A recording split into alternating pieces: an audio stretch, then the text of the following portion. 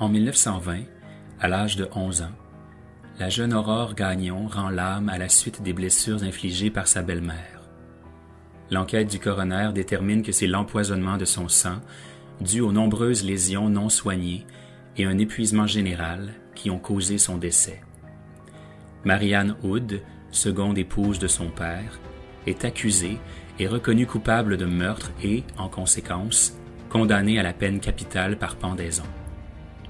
Télesphore Gagnon, le père d'Aurore, est plutôt déclaré coupable d'homicide involontaire et écope d'un emprisonnement à vie. À la suite de pression d'un mouvement de citoyens contre la peine de mort, la sentence de Marianne Hood est alors commuée en emprisonnement à vie. Le drame qu'a vécu cet enfant sous les yeux des habitants de Sainte-Philomène de Fortierville sera à jamais gravé dans la mémoire collective du Québec. Comme si l'on n'avait jamais voulu oublier la leçon, des films et des ouvrages relatent depuis ce jour les atrocités qu'a subies Aurore et meublent la culture québécoise. Dorénavant, le Québec sait qu'un complice insoupçonné demeure le grand coupable de cette histoire. Le silence. Le mutisme des voisins, des visiteurs, des grands-parents, des enseignants, des médecins et du curé d'Aurore aura eu raison de la situation. Les villageois pleurent encore la culpabilité de leurs ancêtres qui se sont abstenus de parler. Depuis, le gouvernement québécois s'est doté d'une loi pour protéger les enfants, la loi sur la protection de la jeunesse, qui est fondée exclusivement sur le bris de ce silence. Afin de ne pas s'ingérer dans la vie privée des parents, les agents étatiques ne sont pas autorisés à intervenir sans la collaboration des citoyens. Cette loi impose effectivement l'obligation à tout professionnel qui travaille auprès d'enfants de faire un signalement aux autorités s'il a des raisons de croire que l'un d'eux est en danger et incite tout autre adulte à faire de même. L'histoire d'Aurore est venue révéler combien un enfant reste vulnérable et combien son sort dépend de l'adulte qui choisira de lui venir en aide. Encore aujourd'hui, l'enfant en danger demeure tributaire de cet adulte qui décidera de faire un signalement aux autorités. Briser le silence peut véritablement mettre fin à une situation lorsque le développement ou la sécurité d'un jeune est compromis. Les contextes qui nous préoccupent ici touchent la victimisation des enfants vivant dans des communautés isolées et fermées à la société, des organisations que l'on qualifie de sectes. Il semble en effet qu'ici aussi le silence soit responsable du maintien de situations abusives qui pourraient cesser. Comme il a déjà été affirmé par un intervenant social, les sectes, c'est comme l'inceste. Tout le monde le sait, mais personne n'en parle. Ça s'est passé devant nous, mais on n'intervenait pas. Dès les premiers chapitres de notre étude, nous voyons que les sectes fermées peuvent constituer un environnement où se côtoient la violence, la maltraitance, la négligence et l'idéologie religieuse. Les intervenants en protection de l'enfance doivent alors faire face à des cas de cruauté mentale et physique, d'isolement social et de séquestration, de négligence et d'abandon, de scolarisation illégale ou d'agression sexuelle, qui ont comme particularité d'être des comportements justifiés par la pensée religieuse. Dès lors, des éléments comme la vie en communauté, les croyances religieuses ou les situations atypiques de négligence et de maltraitance viennent compliquer les choses.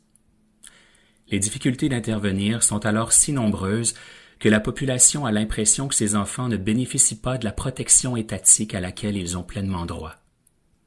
À dire vrai, plusieurs facteurs rendent les interventions particulièrement ardues.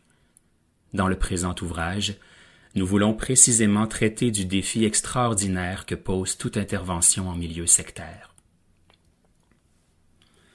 Afin de connaître les stratégies et approches utilisées par les agences de protection de l'enfance dans le contexte particulier des sectes fermées, nous nous sommes centrés essentiellement sur le discours de professionnels qui ont eu à travailler dans ces milieux.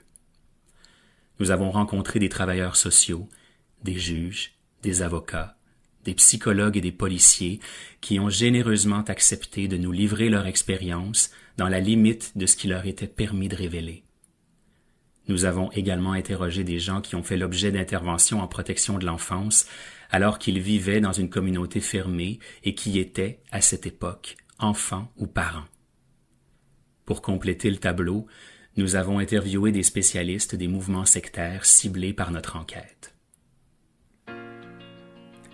Intervenir auprès de sectes religieuses en protection de la jeunesse, un défi. C'est un regard posé sur la victimisation d'un groupe particulier d'enfants.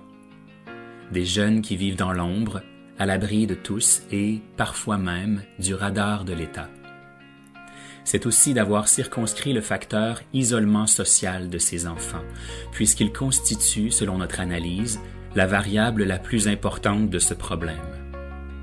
Ces quelques pages veulent également offrir un espace pour comprendre un peu mieux ceux qui décident de fonder des organisations religieuses qui se transforment insidieusement en communautés fermées, totalitaires et sectaires. Intervenir auprès de sectes religieuses en protection de la jeunesse, un défi, c'est une étude doctorale qui a identifié les difficultés propres à la protection de ces enfants, mais aussi les constituantes des interventions réussies. À partir des propos recueillis lors de nos rencontres, nous verrons qu'une approche soft a été préconisée, soit l'approche compréhensive, car elle s'est révélée très efficace. Intervenir auprès de sectes religieuses en protection de la jeunesse, un défi, c'est principalement la proposition d'un modèle d'intervention basé sur cette approche. Par cette enquête empirique, nous nous faisons en quelque sorte la porte-parole des professionnels qui sont eux-mêmes intervenus en milieu sectaire et qui, pour la plupart, avaient amorcé une réflexion sur leur travail. Nos entretiens nous ont permis de voir des intervenants concernés, dérangés par leur expérience auprès de membres de ces communautés, voire troublés, s'étant parfois retrouvés dans des situations qui semblaient inextricables. Nous avons été témoins de leur désir de trouver des réponses adéquates à ce problème. Par cet ouvrage, nous apportons un éclairage qui leur permettra, sans doute, de peaufiner leur stratégie lors d'éventuelles interventions en milieu sectaire, collaborant ainsi, nous l'espérons bien, à une meilleure protection de ces enfants.